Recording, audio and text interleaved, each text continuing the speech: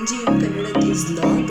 ಇವತ್ತು ಶ್ರಾವಣದ ಕಡೆ ಶನಿವಾರ. ನಾವು ಇವತ್ತು ಎಲ್ಲಾದರೂ ಒಂದು ದೇವಸ್ಥಾನಕ್ಕೆ ಭೇಟಿ ನೀಡೋಣ ಅಂತ ಪ್ಲಾನ್ ಮಾಡ್ಕೊಂಡ್ವಿ. ಸೊ ಪ್ಲಾನ್ ಆದಾಗ ತಲೆಗೆ ಬಂದಿರೋಂಥ ದೇವಸ್ಥಾನ ಸುಮಾರು 500ರಿಂದ 600 ವರ್ಷ ಇತಿಹಾಸ ಇರುವಂಥ ದೇವಸ್ಥಾನಕ್ಕೆ ಭೇಟಿ ನೀಡಿದ್ವಿ. ಯಾವ್ದಾವ ದೇವಸ್ಥಾನ ಅಂದರೆ ಹೌದು ಬೆಂಗಳೂರಿನ ಬಸವನಗುಡಿ ಅಥವಾ ಬುಲ್ ಟೆಂಪಲ್ ರೋಡಲ್ಲಿರುವಂಥ ಏಕೈಕ ದೇವಸ್ಥಾನನೇ ನಮ್ಮ ದೊಡ್ಡ ಬಸವಣ್ಣನ ದೇವಸ್ಥಾನ. ಬನ್ನಿ ಒಳಗಡೆ ಹೋಗೋಣ, ಏನು ವಿಶೇಷ ಏನು ಅಂತ ತಿಳ್ಕೊಳ್ಳೋಣ. ಹೌದು, ನಾವೀಗ ದೊಡ್ಡ ಬಸವಣ್ಣನ ದೇವಸ್ಥಾನಕ್ಕೆ ಹೋಗ್ತಾ ಇದ್ದೀವಲ್ಲ. ಸುಮಾರು ಇದು 1537ರಲ್ಲಿ ಕ್ರಿಸ್ತಶಕ 1537ರಲ್ಲಿ ನಮ್ಮ ಮಾಗಡಿ ಕೆಂಪೇಗೌಡರು ಕಟ್ಸಿರುವಂಥ ಮತ್ತೊಂದು ದೇವಸ್ಥಾನ ಇದಾಗಿದೆ. ಆ್ಯಂಡ್ ಏನಿದ್ರ ವಿಶೇಷ, ಏನು ಕತೆ ತಿಳ್ಕೊಳ್ಳೋಣ ಬನ್ನಿ. ನೀವು ಅಕ್ಕಪಕ್ಕ ಕೆಲವೊಂದು ಚಿತ್ರಣನ ನೋಡ್ತಾ ಇರ್ಬೋದು. ಹೌದು, ಪ್ರತಿ ವರ್ಷ ಇಲ್ಲಿ ಏನು ವಿಶೇಷ ಅಂದರೆ ಪ್ರತಿ ವರ್ಷ ಕಾರ್ತಿಕ ಸೋಮವಾರದ ಕಡೆ ಕಾರ್ತಿಕ ಸೋಮವಾರ ಮತ್ತು ಮಂಗಳವಾರ ಇಲ್ಲಿ ಕಡಲೆಕಾಯಿ ಪರಿಷೆ ಅಂತ ಫೇಮಸ್ ಆಗಿ ನಡೆಯುತ್ತೆ. ಇದು ಪ್ರತಿ ರಾಜ್ಯದಿಂದ ಅಂದರೆ ಬೇರೆ ಬೇರೆ ರಾಜ್ಯಗಳಿಂದ ಬೇರೆ ಬೇರೆ ಜಿಲ್ಲೆಗಳಿಂದ ರೈತರು ತಾವು ಬೆಳೆದಿರುವಂಥ ಕಡಲೆಕಾಯಿನ ತಂದು ಇಲ್ಲಿ ಮಾರ್ಕೊಂಡು ಹೋಗ್ತಾರೆ.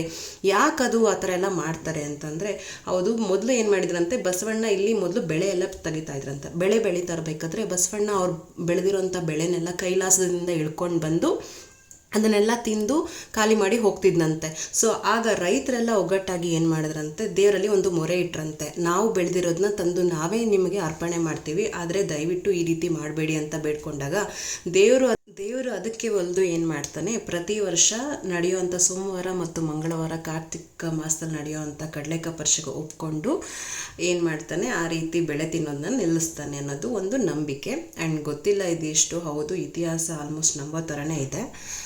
ಆ್ಯಂಡ್ ನಾವೀಗ ಒಳಗಡೆ ದೊಡ್ಡ ಬಸವಣ್ಣನ ದೇವಸ್ಥಾನದೊಳಗಡೆ ಹೋಗ್ತಾ ಇದ್ದೀವಿ, ಪ್ರವೇಶ ಮಾಡ್ತಾ ಇದ್ದೀವಿ. ನಿಮಗೆ ದೂರದಿಂದನೇ ಕಾಣಿಸ್ತಾ ಇರ್ಬೋದು, ಅಲ್ಲಿ ದೊಡ್ಡದಾಗಿರುವಂಥ ಒಂದು ಬಸವಣ್ಣ ಕಾಣಿಸ್ತಾ ಇದೆ. ಸೊ ಅಲ್ಲಿ ಏನು ವಿಶೇಷಪ್ಪ ಅಂತಂದರೆ, ಇಲ್ಲಿ ದೊಡ್ಡ ಬಸವಣ್ಣ 12 ಅಡಿ ಎತ್ತರ ಆ್ಯಂಡ್ 20 ಅಡಿ ಉದ್ದ ಇರುವಂಥ ಏಕಶಿಲಾ ಮೂರ್ತಿ ಆಗಿದೆ. ದಕ್ಷಿಣ ಭಾರತದಲ್ಲಿ 2ನೇ ಅತಿ ದೊಡ್ಡ ನಂದಿ ವಿಗ್ರಹ ಇದಾಗಿದೆ. ಆ್ಯಂಡ್ ನಂದಿ ವಿಗ್ರಹದ ಹಿಂದೆ ಕೂಡ ನೀವು ನೋಡ್ಬೋದು, ಅಲ್ಲಿ ಒಂದು ಗಣೇಶನ ವಿಗ್ರಹ ಆ್ಯಂಡ್ ಮತ್ತು ಶಿವನ ವಿಗ್ರಹ ಕೂಡ ಇಲ್ಲಿ ಪೂಜೆ ಮಾಡ್ತಾರೆ. ಇದು ಒಂದು ವಿಶೇಷವಾಗಿರುವಂಥ ಈ ದೇವಸ್ಥಾನದ ಬಗ್ಗೆ ತಿಳಿಸ್ಕೊಡ್ಬೋದು. ಆ್ಯಂಡ್ ದೇವಸ್ಥಾನದ ಸುತ್ತಮುತ್ತ ಹೇಗಿದೆ ಅಂತ ಅಂದರೆ, ಪರಿಸರ ನೋಡೋಕ್ಕೆ ನೀವು ಒಂದ್ಸಲ ಭೇಟಿ ಕೊಟ್ಟರೆ ನಿಮಗೆ ಮತ್ತೆ ವಾಪಸ್ ಬರೋಕ್ಕೆ ತುಂಬ ಕಷ್ಟ ಅನಿಸುತ್ತೆ. ಯಾಕಂದರೆ ಆ ಎನ್ವಿರಾನ್ಮೆಂಟು ಅಷ್ಟು ಚೆನ್ನಾಗಿದೆ, ಅಲ್ಲಿ ಪ್ರಕೃತಿ ಕೂಡ ನೋಡೋಕ್ಕೆ ಅಷ್ಟೇ ಚೆನ್ನಾಗಿದೆ. ಅಕ್ಕಪಕ್ಕ ಚಿತ್ರಣ ಇರ್ಬೋದು, ನೀವು ಯಾವುದೋ ಬೇರೆ ಕಡೆ ಹೋಗಿರೋ ಥರ ಫೀಲ್ ಬರುತ್ತೆ. ನೀವು ಕೂಡ ತಪ್ಪದೇ ಒಂದ್ಸಲ ಭೇಟಿ ಕೊಡಿ. ಏನಾದರೂ ಅರ್ಕೆ ಇದ್ದರೆ ಹರಿಸ್ಕೊಳ್ಳಿ. ಆ ರೀತಿಯೇ ನೀವು ಪ್ರತಿ ವರ್ಷ ಕಡಲೆಕಾಯಿ ಪರಿಷೆಗೆ ಒಂದ್ಸಲನಾದರೂ ಭೇಟಿ ಕೊಡಿ.